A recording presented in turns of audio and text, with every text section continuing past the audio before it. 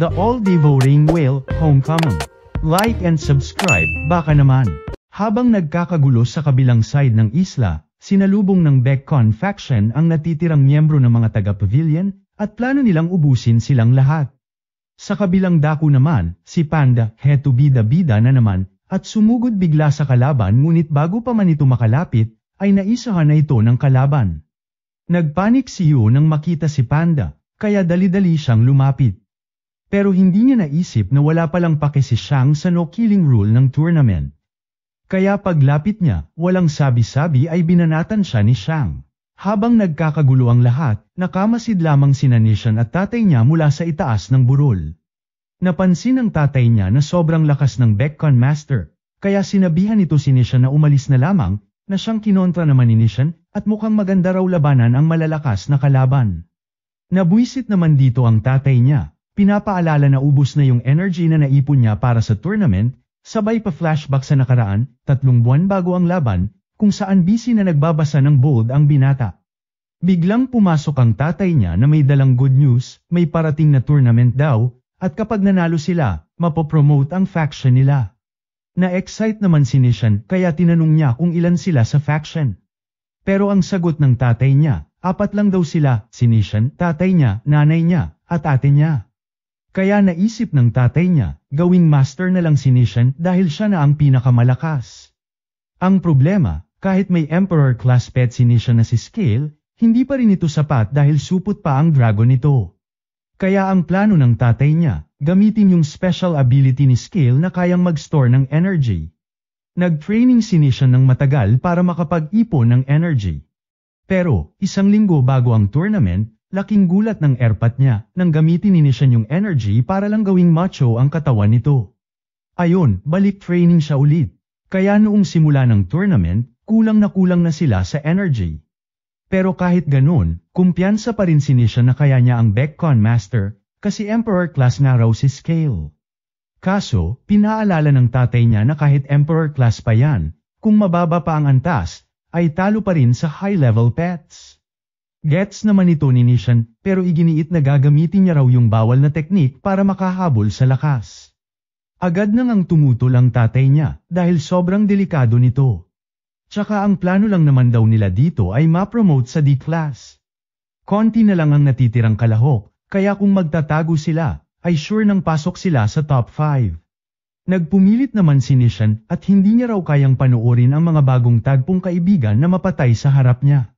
Wala naman ang nagawa ang airpat niya at na-realize na handa pala si Nishan na lumaban para sa mga kaibigan. Habang nasa bingit ng kamatayan si Shai, biglang sumulpot si Scale at hinatak paakyat si Beckon Master. Sakto namang dumating si Nishan at sinabing hindi niya kayang pabayaan si Shai na lubos kinatuwa ng binata. Habang nasa ere, sinubukan ni Scale na tapusin ang laban, isang malakas na blast ang pinakawalan na siyang nagwasak sa buong bundok.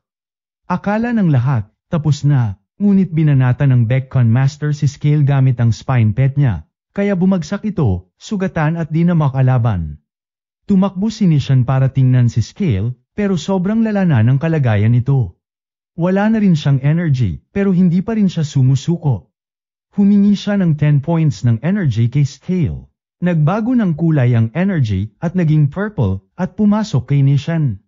Pero ngayon, may power death na siya, na tila may kapalit kalaunan. Pinapanood lang sila ng tatay niya mula sa malayo, halatang nag-aalala sa ginawang forbidden technique ni Nishan. Dahil dito ay biglang lumakas si Nishan. Diretso siyang sumugod kay Beckon Master. Umiwas siya sa buntot, sinakiyan ang likod, at binigyan ng malutong na suntok sa mukha. Galit na galit si Beckon Master, kaya binomba siya ng sunod-sunod na spine attacks. Nakablock pa si Nishan, pero kung tatagal pa to, siguradong mauubos ang energy niya. Ayun nga at nabasag na ang depensa niya. Napilitan siyang humingi ulit ng 10 points ng energy, mas malalim na ang utang niya ngayon, pero wala siyang choice. Isang malakas na suntok ulit ang ibiniri niya, na nagpatilapon kay Beckon Master sa mga bato. Pero di pa rin natapos doon. Tumayo pa rin si Beckon Master na siyang mas nagalit. Tumalon ito sa ere, at ginamitan si Nishan ng ribcage prison para ipitin siya. Nakita ni Shai na dehado na talaga si Nishan, kaya inutusan niya si Thornback para tumulong. Pero, isang hampas lang lipad si Thornback, at wala ring nagawa. Pagkatapos masaktan ng pet ng kaibigan niya, ay wala nang pakisinisyan sa utang niya. Bigla siyang humingi ng another 30 points ng power. Napansin to ng tatay niya at sinubukang awatin siya, dahil may interest yung energy loan na ginamit niya. Pero deadma lamang si Nishan, ang mahalaga lang sa kanya ngayon, ay matalo si Beckcon Master. Sumabog ang lakas sa katawan ni Nishan. Nakawala siya sa bone prison at binigyan si Beckcon Master ng pangmalakasang atake na siyang nagpabagsak dito. Lubos na kinatuwa na nga ito ni Nishan habang hawak ang bracelet ng kalaban niya. Saktong dumating na rin sina Shai at tatay niya. Akala naman ni Nishan ay aagawin ni Shai ang bracelet hanggang sasabihin ni Shai na hindi siya nandito para doon dahil gusto lang daw niyang magpasalamat sa ginawa ni Nishan. Dito na nga naiyak si Nishan na siyang pinagtaka ni Shai at nagpasalamat lang naman daw siya rito. Ayon naman sa binata ay naparami raw kasi ang inutang niyang kapangyarihan kay Scale, kaya kailangan niya mag-training ng matindi sa loob ng ilang buwan para mabayaran yun. Ito namang si Liu Fengmang ay tuloy pa rin ang laban kay Mizzy na siyang hirap siyang tamaan.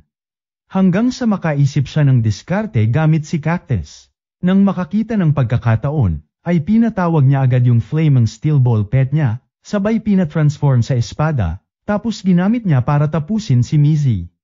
Matapos nito ay agad tumakbo si Liu Fengmang papunta sa gubat para silipin si Gu. Pagdating niya, sakto namang binubuhat na palabas ni Duan si Gu. Masaya si Gu habang sinasabi kay Liu Fengmang na nagbago na ang isip ni Duan. Hinagis ni Duan ang bracelet niya kay Liu Fengmang, tanda ng pagsuko niya sa tournament. Tinanong siya ni Gu kung babalik na ba siya sa pavilion. Pero sagot ni Duan ay mananatili siya sa Rakshas sect. Naisip daw niya yung sinabi ni Liu Fengmang at napansin niya na sobrang suspicious nga ng resurrection technique ng Rakshas sect na maaaring konektado sa nangyari sa master nila. Kaya balak niya mag-imbestiga habang nandoon siya. Habang nag-uusap sila, sa malayo, ay pinapanood lang sila ng totoong mastermind ng East Sect. Naiinis ito kasi sobrang useless daw ng mga tauhan niya, kahit pinahiram na niya ang parasite pets niya. Kaya siya na raw ang tatapos ng laban. Tinawag niya lahat ng parasite pets niya, tapos nakipag-fusion dito para palakasin ang sarili niya. Na siyang naramdaman ng lahat sa isla. Nag-charge siya ng energy sa mata niya at pinakawalan ng isang pangmalakasang laser beam. Inakala ng iba na mintis lang, pero ang totoong target pala niya ay ang higanteng pagong na isla. Ayun nga at nasaktan ang pagong. Kaya bigla nitong pinalubog ang isla sa tubig. Ang bilis tumaas ng tubig, kaya maraming contestants ang nalunod bago pa sila makareact. Sa control room, napansin agad ng governor na may kalokohan na naman ang East Sect. Kaya inutusan niya lahat ng instructors na lumusong sa isla para iligtas ang mga nalulunod. Sa isla, tumalon agad si Liu Fengmang sa tubig para sagipin si Go. Pero pagkatapos niyang iligtas si Go, ay bigla na lang siyang nawala. Dumating na rin ang mga examiner para iligtas ang iba pa. Hinarap nila si Kui at tinanong kung bakit niya ginawa yun. Pero sagot niya, wala naman daw sa rules ang bawal atakihin ng pagong para palubugin ang isla, so technically, hindi siya disqualified. At dahil lahat daw nasa tubig na, siya na lang ang natitirang contestant. Pero bigla silang napatahimik nang i-announce ng elimination system na hindi pa tapos ang laban at dalawa pa raw ang natitirang participant, si Kui at si Liu Fengmang, na somehow nakabalik sa lupa nang hindi nabasa ang bracelet niya.